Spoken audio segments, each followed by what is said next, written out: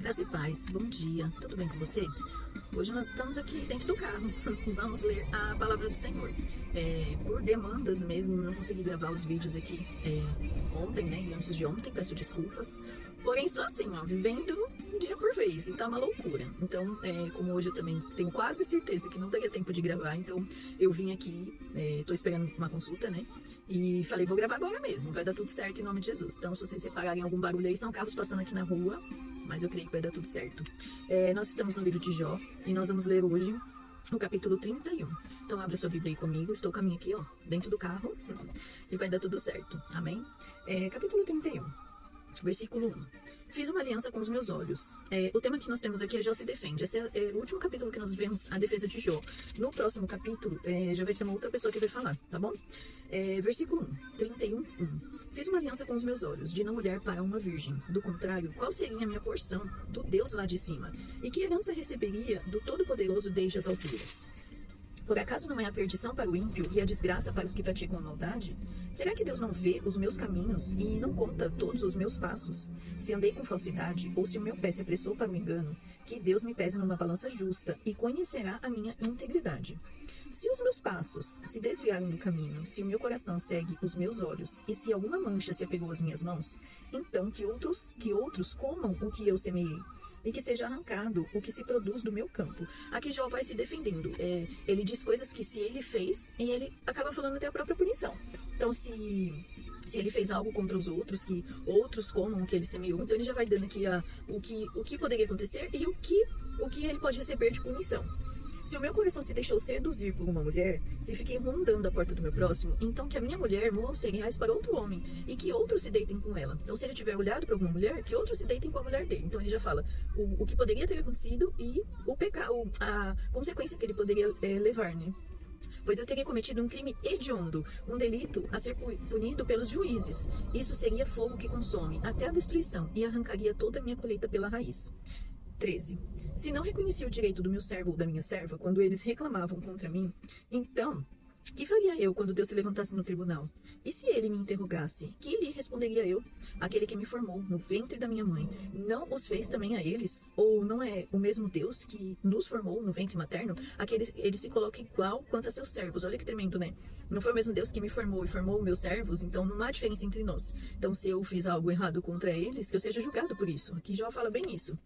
Se retive o que os pobres desejavam, ou deixei que os olhos das viúvas esperassem em vão, ou se sozinho comi o meu bocado, sem reparti-lo com os órfãos, porque desde a minha mocidade eu os criei como se fosse pai deles, durante toda a minha vida. Fui o guia das viúvas. Se vi alguém perecer por falta de roupa, ou notava que o necessitado não tinha com o que se cobrir, se ele não me agradeceu do fundo do coração quando se aquecia com a lã dos meus cordeiros, se eu levantei a mão contra o órfão, sabendo que eu tinha o apoio dos juízes, então que a omoplata caia do meu ombro, e que o meu braço seja arrancado da articulação, porque o castigo de Deus seria para mim um assombro, e eu não poderia enfrentar a sua majestade.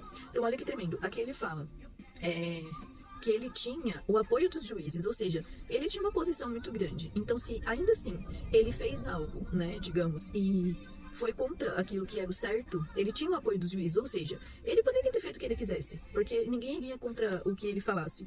Porém, ele não fez o mal mesmo assim, ele se manteve íntegro. Se no ouro pus a minha esperança, ou se disse ao ouro fino, você é minha garantia, se me alegrei por ser grande a minha riqueza, e por ter a minha mão alcançado muito, se olhei para o sol quando resplandecia, ou para a lua que caminhava em seu esplendor, 27.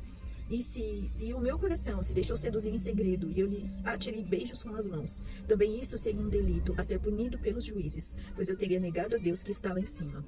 Então ele vai falando coisas aqui que se ele fez, que ele sofresse as consequências. Ele está sendo bem claro aqui. 29. Se me alegrei com a desgraça do que me odeia, e se exultei quando o mal o atingiu, eu, que não deixei a minha boca pecar rogando praga para que morresse, se as pessoas que moram na minha tenda não disseram, quem nos dera encontrar alguém que não se saciou da carne provida por ele? Pois o estrangeiro não pernoitava na rua, as minhas portas estavam sempre abertas para os viajantes.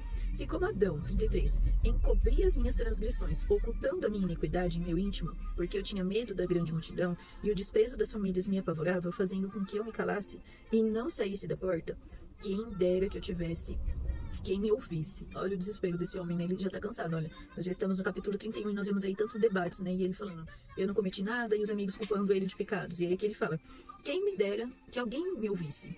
Eis aqui a minha defesa assinada, que o Todo-Poderoso responda, que o meu adversário escreva sua acusação, por certo que a levaria sobre o meu ombro, e a poria sobre mim como se fosse uma coroa. Ou seja, ele tem certeza que ele não cometeu nenhum delito, que ele não fez nada de errado.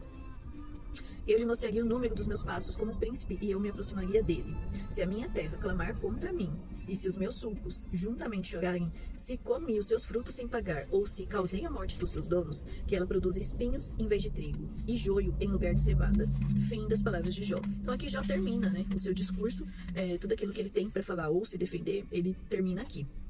E aí, o que ele nos ensina? Jó nos ensina que Deus é soberano e não pode ser pressionado a agir de acordo com a vontade humana. Quem dera, né? Nós falássemos algo e essa coisa já acontecesse. Quem dera e quanto seria prejudicial para nós, né? Como eu disse aqui outra vez, imagine se Deus te desse tudo que você pede. Quantas vezes a gente não pede coisa por emoção ou porque está passando por alguma situação e a gente não precisa daquilo, né? E seria prejudicial para nós no futuro. E Deus sabe, por isso ele não dá. Jó afirma não ter olhado para outras mulheres com desejo, porque ele sabia que Deus o via e o julgaria. E ele sabia que Deus o julgaria por suas ações e por seus pensamentos, né? O juramento de inocência de Jó mostra a sua integridade e a sua confiança em Deus como juiz justo. Jó também nega ter agido de forma desonesta em seus negócios. Aqui ele vai falando vários apontamentos de coisas que ele poderia ter feito e ele não fez. E que se ele fizesse, ele poderia sofrer punições. E tá tudo bem. Jó reconhece que a desonestidade e o engano têm consequências. Ele sabe que o homem semear e se ele colherá. É fato, né? Pode ser que não seja tão automático, né?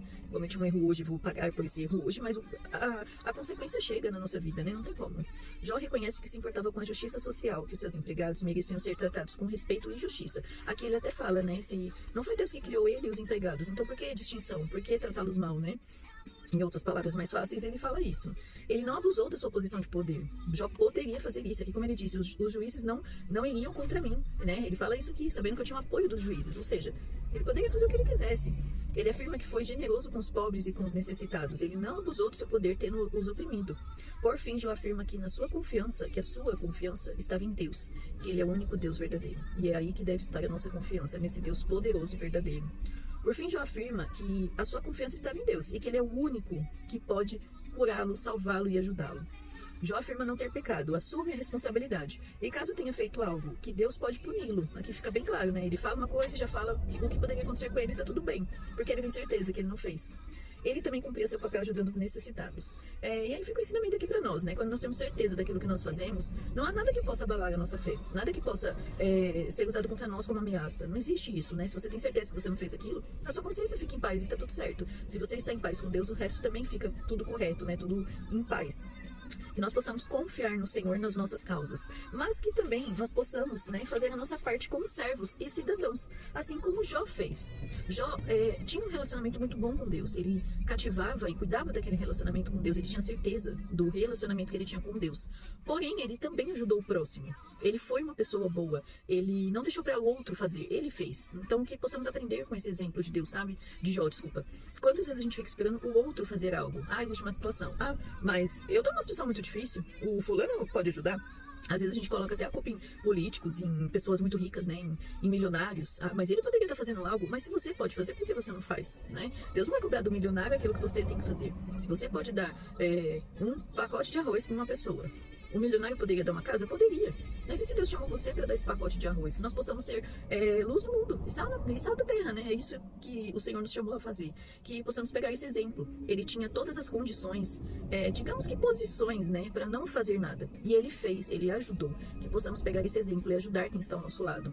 Tanto com coisas quanto com orações, né? Como eu disse outro dia. Uma pessoa que está com fome, ela não espera uma oração, ela espera um prato de comida, né? E nós possamos ser essa luz, né?